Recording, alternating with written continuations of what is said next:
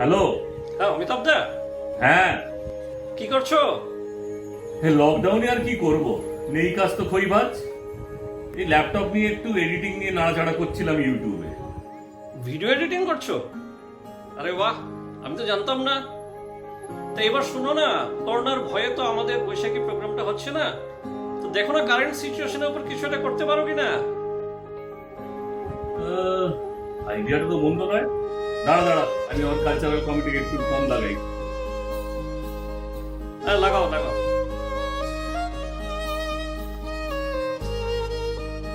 হ্যাঁ রিং যাচ্ছে। হ্যাঁ বলো, আরে কি খবর? হ্যালো এবি, কি ব্যাপার? হ্যাঁ এই সঞ্জীব লাইনে আছে। এই জয়া লীনা, তোমরা কেমন আছো? হ্যাঁ সন্দীপ দা এই চলে যাচ্ছে, আর কি বলবো। আমাদেরও সব ঠিকঠাক। তা অমিতাভ দা, এবার তো আর মনে হয় না বৈশাখী হলো, আর যা অবস্থা দেখছি ওতে মনে হয় না যে বর্ষাবরণেরও কোনো চান্স আছে। সেটাই তো এক্ষুনি সঞ্জীব বলছিল। আর আমি এই লকডাউনে তো আটকে কলকাতায় বসে আছি। কাল রাজধানী ট্রেনের টিকিট হয়েছে, চড়তে যে কি ভয় লাগছে আর কি বলবো। আরে ভয়ের কি আছে, সব প্রিকশন নিবি আর একটু সাবধানে আসবি, বুঝছিস তো? আর মনে মনে ওই গানটা গাইতে গাইতে আসবি, আমি ভয় করবো না, ভয় করবো না। এই তো আমাদের প্রোগ্রামের থিম বেরিয়ে গেল। অমিতাভ দা, তো দেখো না এইটার উপরে কিছু করতে পারো কিনা এবার, আমি ভয় করব না। এই তোমরা কি বলছো জয়া লীনা? একদম ঠিক। হ্যাঁ হ্যাঁ, খুব ভালো হবে, খুব ভালো হবে। ঠিক আছে, তোরা যখন বলছিস দেখি একটু চিন্তা ভাবনা করে।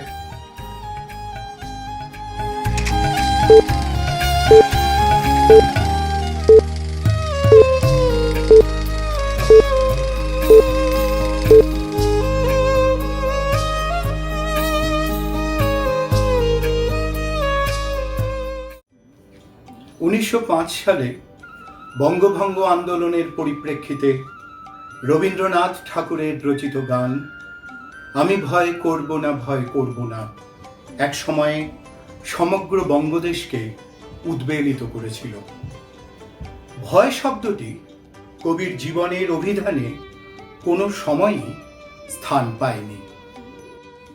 আজ দেশ জুড়ে এই মহামারীকে কেন্দ্র করে জনমনে যেন এক আতঙ্কের আবহ তৈরি হয়েছে। সারা বিশ্বে যেন এক বিষম সংকটকাল উপস্থিত, কিন্তু আমরা তো হতাশাবাদী নই। মহামারীর বিরুদ্ধে এ সংগ্রামে আমরা জয়ী হবই। ভারত মাতার আশীর্বাদে কবির বাণীকে পাথেয় করে আবার আমরা গড়ে তুলব এক মধুর, সৎ এবং আনন্দময় দেশ।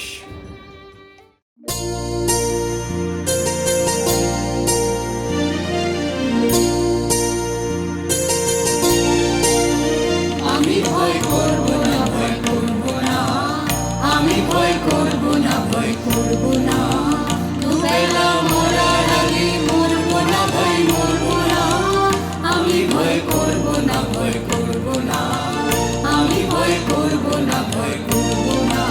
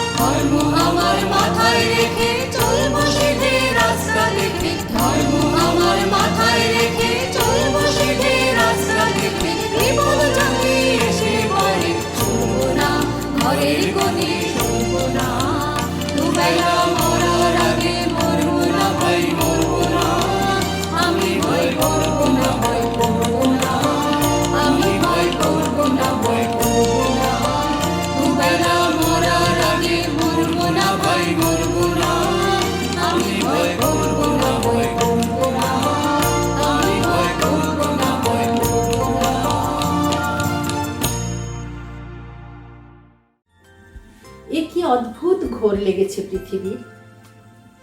এত কষ্টের সাধের সৌধে কিছুতেই যেন কেউ সুখী নয়। যদিও কোনো সত্যকে অনেক সময় মেনে নিতে কঠিন হয়ে দাঁড়ায়, কিন্তু তারপরেও মাথা নত করে মেনে নিতে হয়।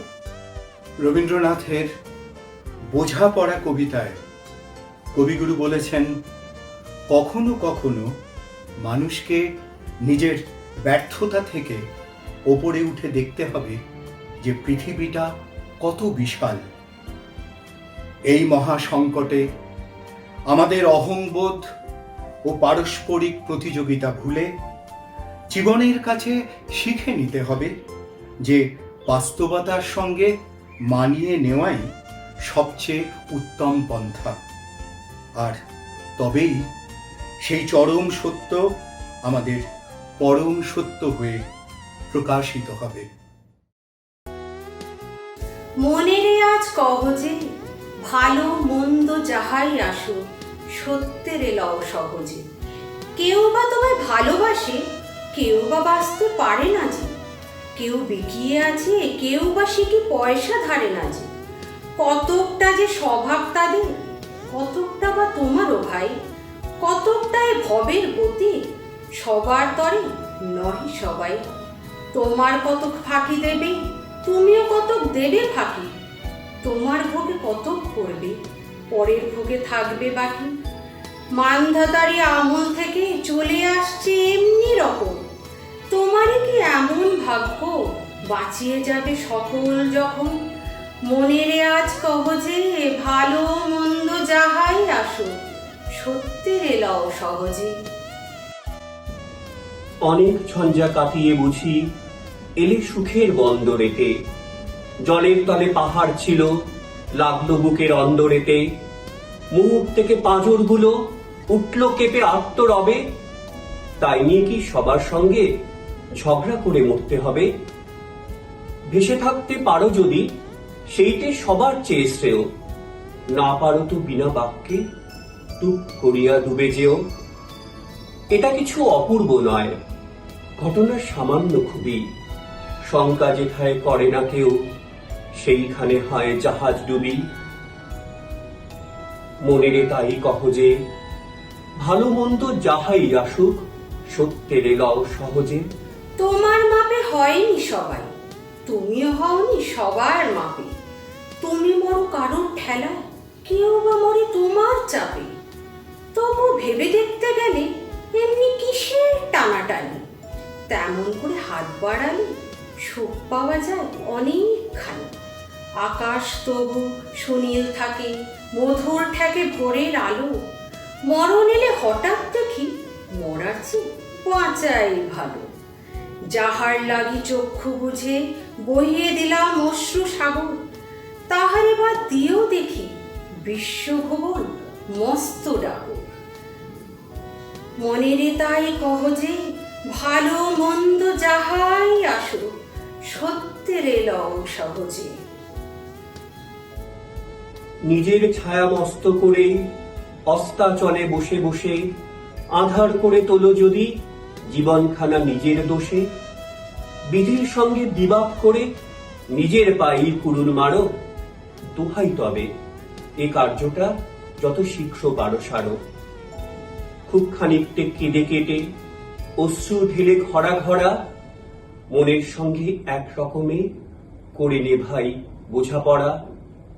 তাহার পরে আঁধার ঘরে প্রদীপ খানি জ্বালিয়ে তোলো। ভুলে যা ভাই কাহার সঙ্গে কতটুকু তফাৎ হলো। মনেরে তাই কহ যে ভালো মন্দ যাহাই আসুক সত্যের লও সহজে। মনেরে আজ কহ যে ভালো মন্দ যাহাই আসুক সত্যের লও সহজে। কবি জাতিকে আহ্বান করেছেন ভীরুতা ত্যাগ করার। গীতার সেই অমোঘ উক্তি স্ফুরিত হল তার বাণীতে। ক্লীবতা ত্যাগ করো হে পার্থ, এ তোমার পক্ষে শোভনীয় নয়। হৃদয়ের এই ক্ষুদ্র দুর্বলতা ত্যাগ করে ক্ষত্রিয় ধর্ম পালনের জন্য উত্থিত হও। মৃত্যু ভয় ত্যাগ করাটাই যেন কোনো মহৎ কাজের প্রাথমিক শর্ত। দেশবাসীকে কবি বলেছেন আত্মবলিদান ও অন্যায়ের প্রতিরোধে সামিল হতে। মরণ খেলা নিহিত বেলা অঘন বরষা গগন আধার হর ধারে ধারে কাঁদে চারি ধার ভীষণ রঙ্গে ভবত রঙ্গে ভাগাই খেলা বাহির হয়েছে স্বপ্ন শয়ন করিয়া হেলা সংকোচের বিহ্বলতা নিজের অপমান সংকটের কল্পনাতে হল না বেঈমান সংকোচের বিহ্বলতা নিজের অপমান সংকটের কল্পনাতে হল না বেঈমান মুক্ত কর ভয় আপন মাঝে শক্তি ধর নিজের কর জয় মুক্ত কর ভয় আপন মাঝে শক্তি ধর নিজের কর জয় সংকোচের বিহ্বলতা নিজের অপমান সংকটের কল্পনাতে হল না বেঈমান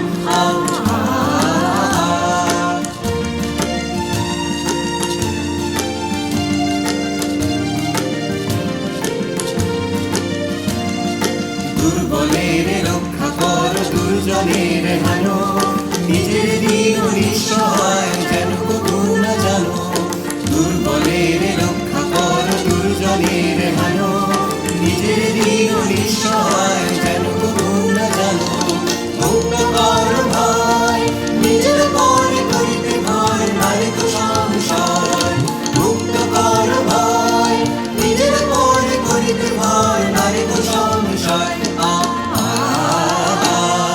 সংকোচের বিহ্বলতা নিজের অপমান সংকটের কল্পনাতে হল না বেঈমান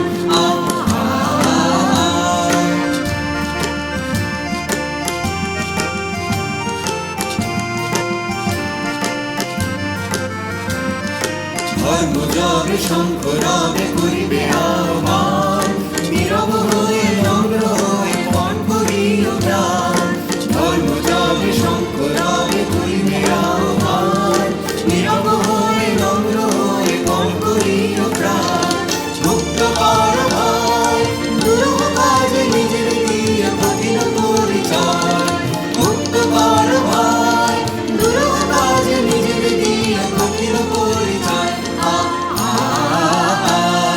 সংকোচের বিহ্বলতা নিজের অপমান সংকটের কল্পনাতে হল না বেঈমান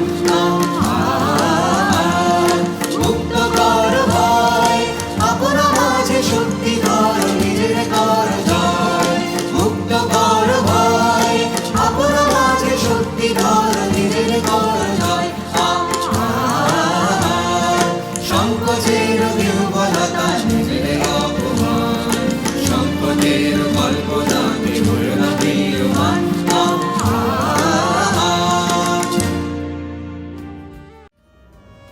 আমরা সবাই এই সুন্দর পৃথিবীতে বেঁচে থাকতে চাই, কাউকে আমরা হারাতে চাই না।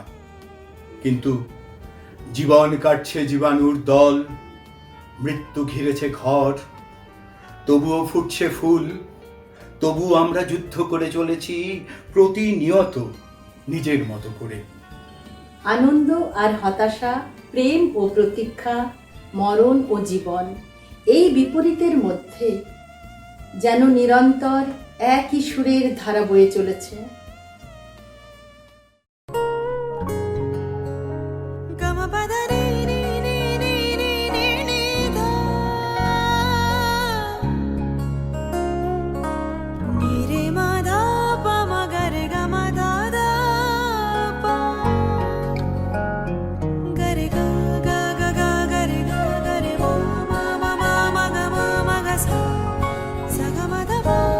মেঘ বলেছে যাব যাব, রাত বলেছে চাই, সাগর বলে কুল মিলেছে, আমি তো আর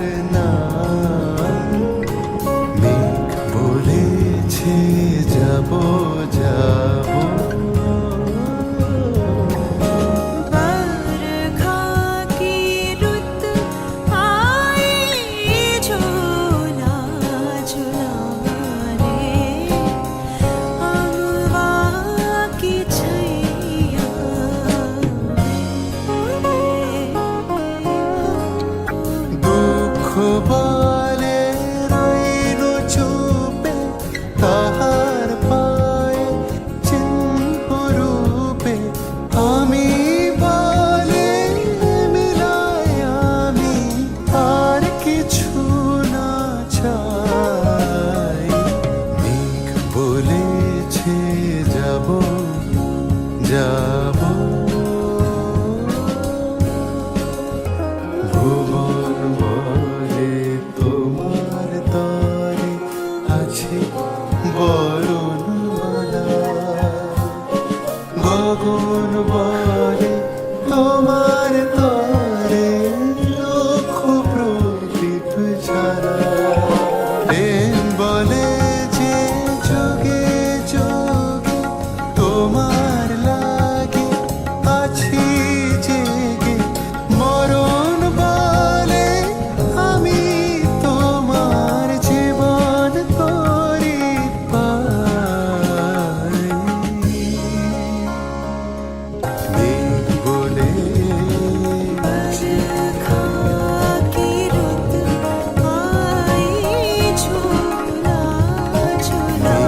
বলেছে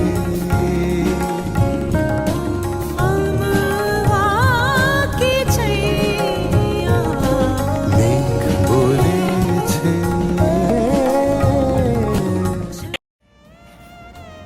এই সোনালী আলোয় পূর্ণ লোকে উত্তীর্ণ হতে মানুষের প্রয়োজন ঈশ্বরের আশীর্বাদ।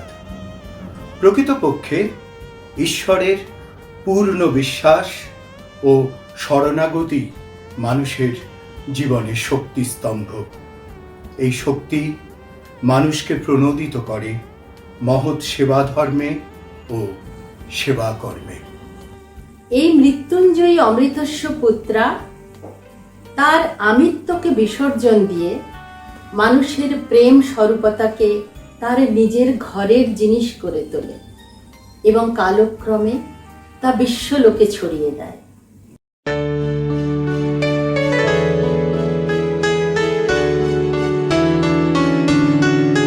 প্রাণ ভরিয়ে তৃষা হরিয়ে মোরে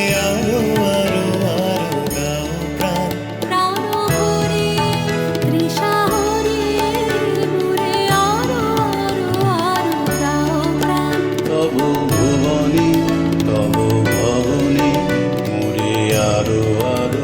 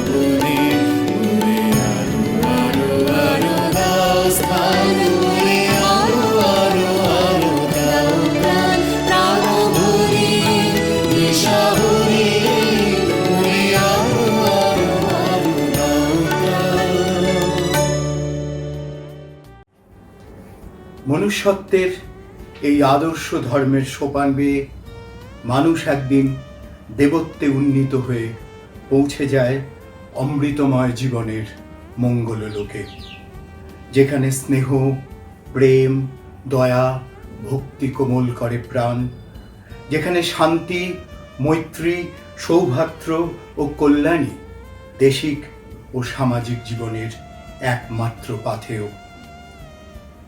আনন্দ চিত্ত মাঝে, আনন্দ সর্প কাজে, আনন্দ সর্পকালে, দুঃখ বিপদ জালে, আনন্দ সর্পলোকে, মৃত্যু বিরহ শোকে, জয় আনন্দময়। কবি এখানে স্বপ্ন দেখেছেন হিংসা বর্জিত সেই আলোকিত জগতে। কবি আমাদের প্রাণিত করেছেন সেই জ্যোতির্ময় জীবনে উত্তীর্ণ হবার জন্য, সেই জীবন যেখানে সকল দৃশ্যে, সকল বিশ্বে আনন্দ নিকেতন।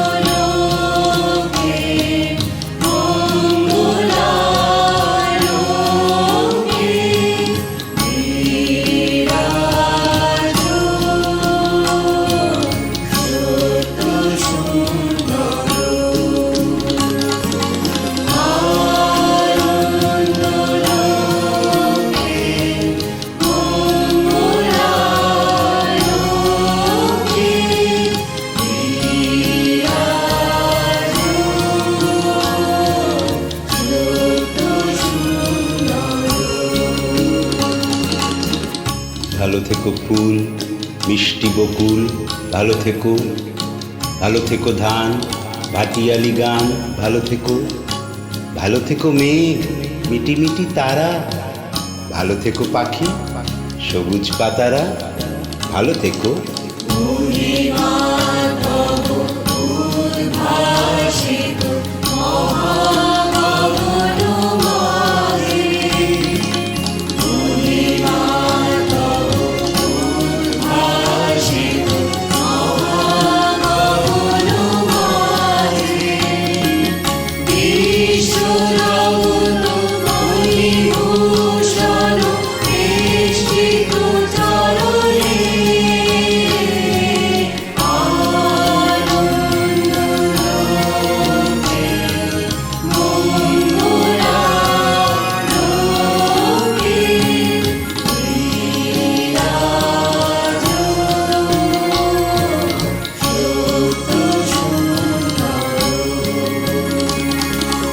ভালো থেকো চর, ছোট কুড়ে ঘর, ভালো থেকো, ভালো থেকো চিল, আকাশের নীল, ভালো থেকো, ভালো থেকো পাতা, নিশির শিশির, ভালো থেকো জল, নদী তীর তীর, ভালো থেকো, ভালো থেকো গাছ, পুকুরের মাছ, ভালো থেকো, ভালো থেকো কাক, কুহুকের ডাক, ভালো থেকো।